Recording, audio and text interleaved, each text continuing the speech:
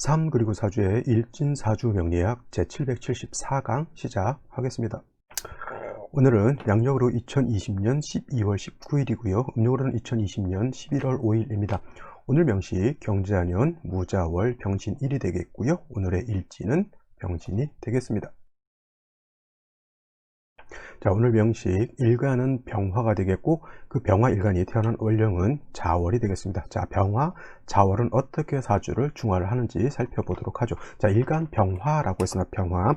원래 병화라고 하지 않고 원래 병이죠. 병 뒤에다 제가 일부러 이제 화라고 하는 오행을 붙여 놓은 것이 됩니다. 그래서 저는 항상 읽을 때 병이라고 읽지 않고요, 병화라고 이렇게 읽습니다. 여러분들도 십간을 볼 때는 갑을, 병정, 무기, 경신, 임계 이렇게 외우지 마시고요, 그냥 갑목, 을목, 병화, 정화, 무토, 기토, 경금, 신금, 임수, 계수 이렇게 외우시는 것이 좋고요. 지지도 마찬가지로 자수, 축토, 임목, 묘목, 그 다음에 진토, 사화, 오화, 미토, 신금, 유금, 술토, 해수, 자수 이런 식으로, 그 다음에 축토도 있겠죠.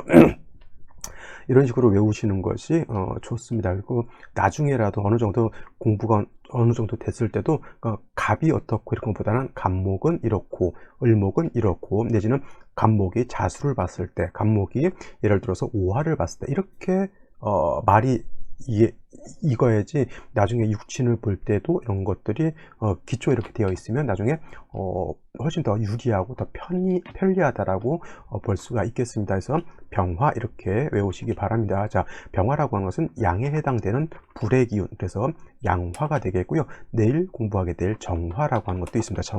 정화는 양화인 병화에 대비되는 개념이죠. 대가 되는 개념으로서 음에 해당되는 불의 기운, 그래서 음화라고 합니다. 양은 강한 것이고 그 양화에 비해서 음이라고 하는 것은 조금 약하거나 부드럽다 이렇게 볼 수가 있겠죠. 그래서 불로 놓고 봤을 때 하늘에 있는 빛이 강렬한 게 두 가지가 있죠. 태양이라고 하는 것이 있고 달이라고 하는 것도 있습니다. 물론 별빛도 있지만 태양과 달을 놓고 봤을 때 어떤 것이 더 강합니까? 당연히 태양이 달보다 더 강하죠. 그래서 병화를 설명할 때 태양지화라고 해서 태양을 병화로 이렇게 비유를 하고요. 지지정화 같은 경우는 뭐 태음지화 이렇게는 하지 않고 그냥 등촉지화라고 이렇게 표현합니다. 등촉지화. 그래서 태양지화라고 하는 것은 쉽게 말하면 태양과 같은 것이고요.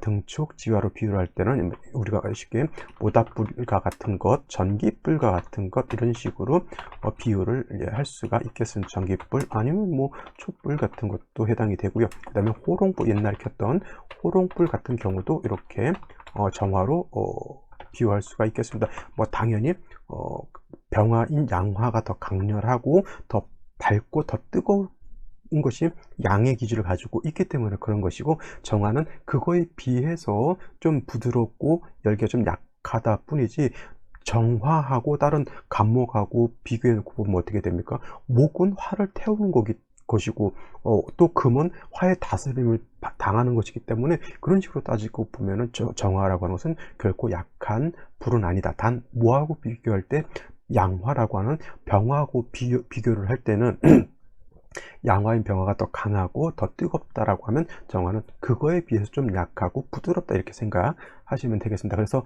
정화가 약하다 이렇게 보시면 절대 안 된다라고 하는 것. 그 다음에 또 중요한 건 병화라고 하는 것은 자연적인 불이라고 하면 정화는 뭐예요? 인위적인 사람이 일부러 만든 그런 불로 이렇게 비유할 수도 있겠고요. 또 양화인 병화는 양중지존이라고 해서 양을 대표하는 지존과 같다라고 이렇게 표현을 하고, 그 다음에 정화 같은 경우는 잘 보세요. 모닥불이라든가 전기불이라든가 촛불 내지는 호롱불이라고 이렇게 말씀을 드렸죠. 모닥불이라고 하는 것은 장작이라고 하는 것이 필요한 거고요.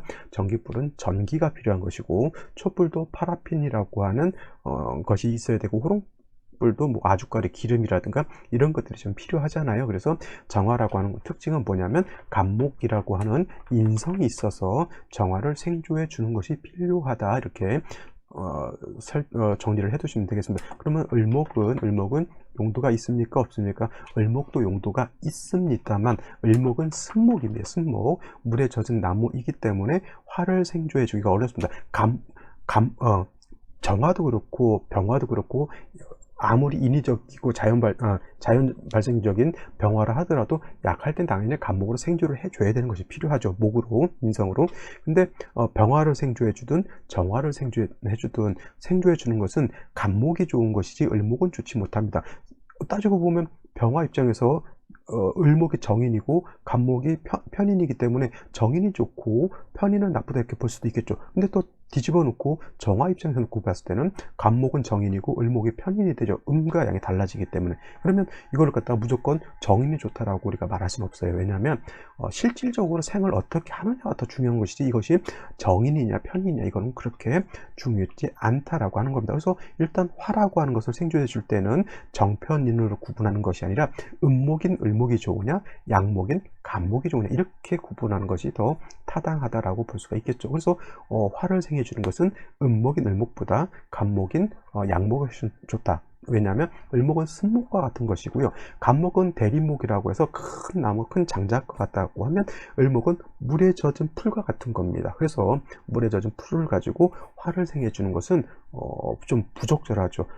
이런 경우는 있을 수가 있어요. 이런 거예요. 고초인등격이라고 하는 것은 있어요. 고초인등격. 고초라고 하는 것은 뭐냐? 마를 고자에다 풀초죠. 풀초자인데 마른 풀이죠. 마른 풀. 예를 들면 가을에 벼를 베고 나서 볕단을 바싹 말려놓고 나면 볏짚 삼겹살이라고 한 걸 여러분 드셔보셨나요? 볏짚 삼겹살은 볏짚은 금방 타죠. 예를 들면 연탄에다가 삼겹살을 구울 수도 있고요. 그 다음에 볏짚에다가도 삼겹살을 구울 수가 있다라고 하면 여러분들 연탄불과 볏짚으로 태우는 불이 있다라고 하면 어떤 게 양화가 될까요? 당연히 연탄불이 양화인 병화가 될 것이고 볏짚은 뭐예요? 음화인 정화가 될 거예요. 그죠? 작으니까. 그리고 연탄불은 오래 강렬하게 가죠. 그래서 옛날 같은 경우 연탄 한 장 가지고도 큰 방을 다 따뜻하게 할 수도 있잖아요. 그죠? 그것이 만약에 볏짚으로 피운 화하고 연탄으로 태운 화하고 비교를 한다라고 하면 연탄불은 병화가 되는 것이고 볏짚은 정화가 되겠죠. 볏짚으로 피운 불은. 근데 볏짚으로 피운 불은 금방 타고 금방 없어집니다. 그죠? 그것이 바로 고초인등격인데 그런 풀 같은 경우도 바짝 말려 놓고 나면 화를 생할 수는 있지만 그 불꽃이 오래 간다 적게 간다 오래 못 가고 금방 없어지죠. 그러니까 병화든 정화든 내가 약해서 병정화가 약해서 인성을 쓸 때 간목을 쓰는 사람들은 그 열기가 오래오래 지속될 수 있지만은 고초인등격 그래서 마른 풀을 쓰는 사람은 그 열기가 오래 못 가겠죠. 부기가 오래 못 간다 이렇게 평가할 수도 있는 것이고 만약에 그것이 고초인등도 되지 않고 만약에 그냥 쉬운 말로 젖은 나무다라고 하면 불을 피우는 것이 아니라 오히려 불을 꺼뜨릴 수 있다. 불을 질식시킬 수 있다. 이렇게 평가를 할 수 있는 겁니다. 그래서 화를 생하는 것은 간목이 좋은 것이고 을목은 그렇게 좋지 않습니다. 그래서 그런 차이도 있겠고 그 다음에 병화라고 하는 것은 임수로서 병화일간이 왕할 때는 임수로서 뭐 하는 걸 좋아한다? 수보양광하는 것을 좋아한다. 수보양광 내지는 보광이라고도 이렇게 표현합니다. 이것은 병화뿐만 아니라 정화도 왕했을 때는 임수로서 정화의 불꽃을 이렇게 보강할 수 있는 것을 좋아해요. 비유를 하자면 이런 것이죠. 정화를 달과 같다라고 하면 밤에 보름달이 떠 있는데 밑에 호수라든가 바다가 있으면은 그 달빛을 갖다가 호수나 강이 이렇게 비춰주는 거하고 똑같은 아름답죠. 그래서 정화일간들이 왕한테 임수를 보게 되면은 사람들이 운치가 있어요. 그 다음에 정화일간이 임수를 보게 되면 이건 정관이죠. 사람이 반듯하면서 운치도 있고 좀 낭만적이죠. 근데 반대로 병화일간이 임수를 보게 되면 낭만적인 게 아니라 사람들이 강단이 있습니다. 이것은 어떤 일간이 어떤 것을 보느냐에 따라서 다른데 병화일간은 임수가 뭐예요? 칠살인 것이고 정화일간은 임수가 정관에 해당이 되잖아요. 그러니까 나타나는 성향 자체도 또 달라진다라고 하는 겁니다. 이런 걸 가지고 통변을 하는 것이지 신살이라든가 이런 것 가지고 통변하면은 다 틀린다라고는 말씀 안 드리겠지만은 어떻게 좀 이렇게 많이 좀 달라질 수 있습니다. 그래서 정관의 특징, 편관의 특징 이런 것들도 굉장히 중요한데 그거는 이제 기초에서 배우시는 거기 때문에 그거는 제가 나중에 기초 강의를 이렇게 한번 만들도록 이렇게 하면서 여러분들께 한번 설명을 드리도록 하는데 일진 강의에서는 이제 사주 전체적인 이거는 이 일진사주 명리학 강의는 종합예술인 거예요. 기초에서 청간지지, 청간합, 청간극 지지충, 지지합 이런 것들을 다 배운 상태에서 일진명리학을 보는 거거든요. 이것은 사주를 전체적으로 어떻게 보고 대운을 어떻게 살펴보는 건가라고 하는 그런 전체적인 것을 보기 때문에 좀 기초가 부족하신 분들은 조금은 어려울 수 있다. 그러나 기초적인 것부터 제가 설명을 드리는 거기 때문에 이런 것들 계속 듣다 보면은 그냥 별도로 기초 공부를 안 하더라도 명리학을 조금씩 터득해 나갈 수 있다, 이렇게 생각하시면 되겠습니다. 자, 병화일간이 태어난 월령, 자수가 아니죠. 자월이죠. 자수가 아니라 여기에 있거나 여기에 있거나, 이거는 자수라고 하지만 여기에 있는 것은 월령이기 때문에 자월이라고 이렇게 표현합니다. 그래서 자월에 태어난 그런 사주 명식이 되겠고요. 자월은 수왕절이죠. 그 다음에 엄동설한으로서 계절은 엄동설한이죠. 엄동설한으로서 계절은 겨울에 해당이 되죠. 중동이라고 이렇게 표현합니다. 중동. 그래서 버금중자에다가 겨울동자에서 겨울이다라고 하는 뜻인데, 가장 음기가 강할 때가 바로 이 자월이겠죠. 음이 가장 왕성한 시기. 그래서 수라고 하는 것이 자월에 이르게 되면 뭐라 그랬죠? 제왕지가 된다 그랬죠. 수는 해월의 임관이 되고요. 수는 자월의 제왕이 되기 때문에 가장 음의 기운이 강하다. 어디까지 가장 왕하냐면 동지까지예요. 동지 딱 되는 그 시점이 이 음이라고 하는 것이 가장 극성한 때에 해당이 되면서 양이 가장 작겠죠. 하지만 동지가 지나면서 그때부터는 이제 전세가 조금씩 역전됩니다.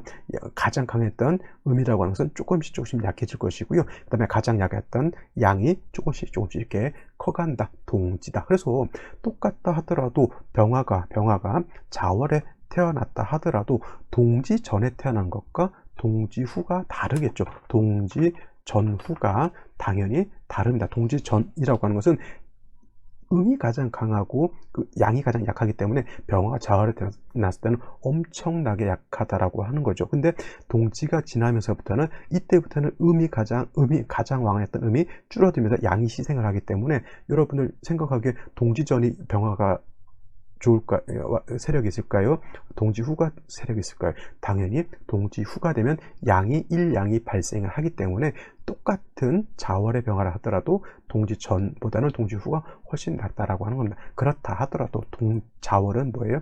음이 강한 계절이면은 틀림없다. 그래서 자월은 수왕절이지만 화는 자월에 태어나게 되면 태지에 태어난 거하고 같아요. 포태법, 태지라고 하죠. 포태양생, 욕대, 관왕, 쇠병, 사묘라고 하는 12운성 포태법이 진행을 하는데, 절지, 태지가 가장 약한 단계에 해당이 돼요. 그래서 병화가 해월에 태어나거나 병화가 자월에 태어나게 되면 굉장히 약한 때에 태어났죠. 근데 수가 왕하니까 어떻게 돼요? 일간은 약하고 관은 어떻게 돼요? 왕한 사주, 신약, 관왕한 사주가 됩니다. 아무리 좋은 관성, 아무리 좋은 정관이라 하더라도 일간 자체가 약해가지고 그 왕한 관성을 감당 못하게 되면 안 되는 거예요.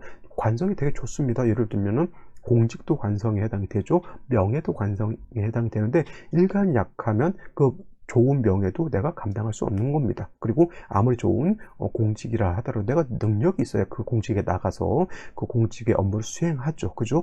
저 같은 사람한테 예를 들어서 국방장관 시키면 제가 할 수 있을까요? 저는 그런 거 못합니다. 제가 군인이라고 하는 그 엄청난 조직체계, 무력을 쓰는 그런 조직체계를 제가 어떻게 가서 통솔을 하겠냐고요. 거기에 걸맞는 일간이 왕하고 군에 대한 어떤 통솔력이라든가 국가에 대한 애국심이라든가 그 다음에 국가에 대한 충정심이 강한 사람이 국방장관이 되어야지만 그 엄격한 군이라고 하는 세력을 통솔할 수 있는 것이죠. 제가 만약에 국방장관이 되면 신약 관항해서 제가 오히려 그 큰 명예에 제가 침을 당할 것이다. 그죠? 그런 겁니다. 그래서 자기 주제에 맞지 않는, 자기 분수에 맞지 않는 일을 하게 되면 꼭 안 좋은 일을 당하는 것이 바로 그런 거예요. 대통령도 갔는데 자기 사리사욕, 자기가 능력도 안 되는데 뭐 비선 뭐 이런 식으로 가게 되면 그로 인해서 어떻게 됩니까?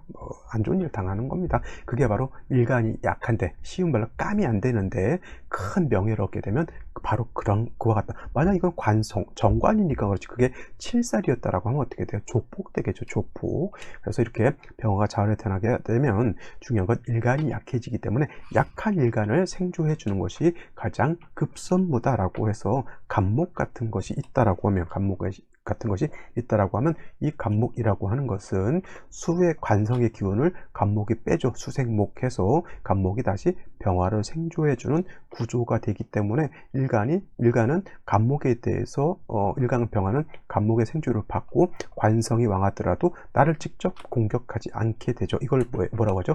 관인상생이라고 이렇게 표현합니다. 관인상생이라고 하는 뜻은 관성이 인성을 생하고 그 인성이 다시 나한테로 상생해서 들어온다라고 하는 뜻이 관인상생이고요. 만약에 이게 정관이 아니라 칠살이었다라면 살인상생이 되겠죠. 이거는 그냥 기초적으로 용어를 알아두시면 되겠습니다. 관성이 인성을 생해서 나를 도와주는 것을 관인상생이라고 하는 것이고, 참고로 칠살이 인성을 생해서 인성이 나를 생주해 주는 것을 살인상생이라고 합니다. 이거는 이제 정관이냐 칠살이냐에 따라서 관인상생이다, 살인상생이다라고 볼 수가 있겠죠. 그러니까 예를 들면 병화일간이 해월에 태어났을 때 간목을 보면 이거는 살인상생이 되는 거고, 병화일간이 자월에 태어났을 때 간목을 보는 것은 이거는 관인상생이 된다라고 해서 병화가 자월에 태어나게 되면 인성이 있는 것이 필요한데, 이 인성도 지지에 인목이라든가 이런데 묘목이라든가 뿌리를 두는 것은 두고 있어야지만 간목도 인성도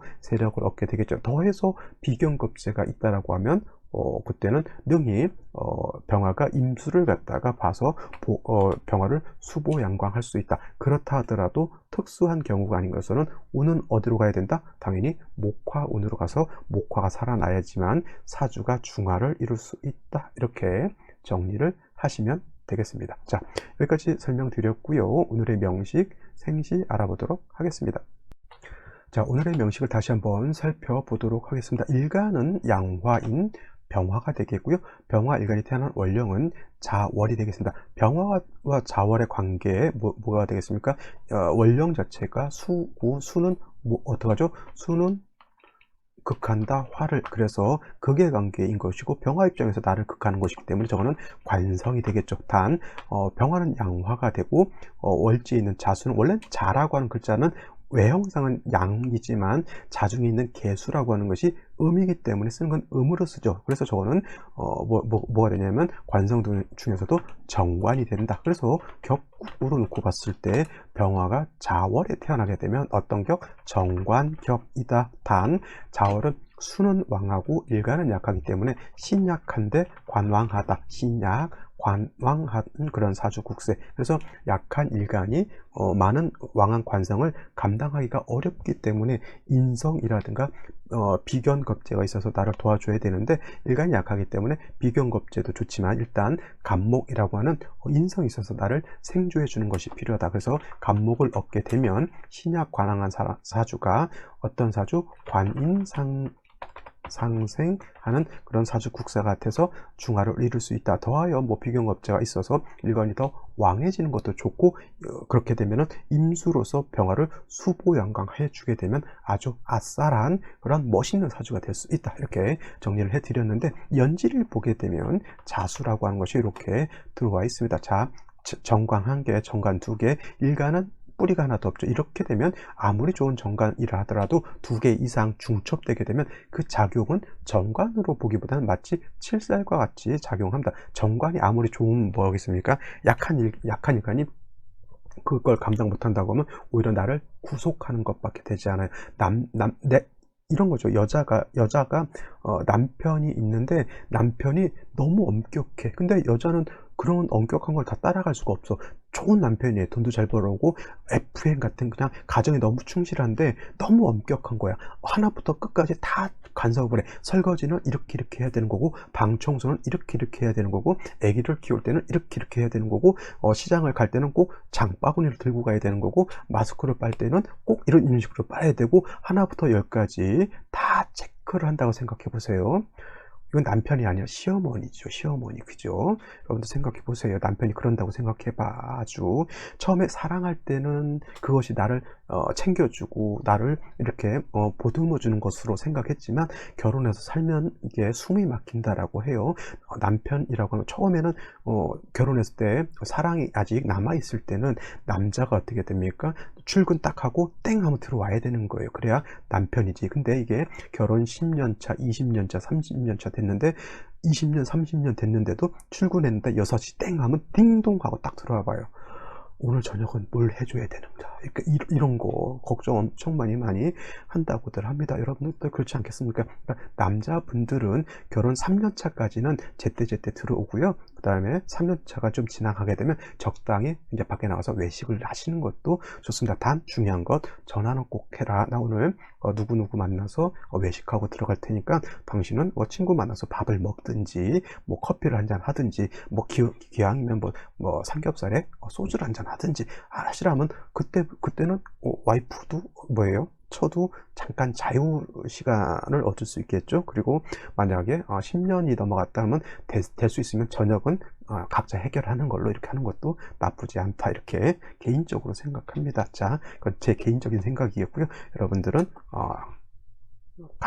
어찌됐건 서로 간에 의사소통을 잘 하시면서 행복한 가정 꾸리시기 바랍니다. 자, 뭐 하다가 여기까지 왔죠? 신약 관항한데 관성이 정관도 많으면 칠살과 같다라고 하는 것을 이렇게 설명드리느라고 여기까지 온 것 같은데, 자, 지금 이 상태가 그래요. 중요한 건 병화가 빨리 생을 받는 것이 필요하죠. 연간을 봤더니 재성이라고 하는 것이 있습니다. 남자 같았으면 이거 자기 처가 뭐냐면 관성을 잡고 생해요. 자기 여보 이거 이렇게 해야지.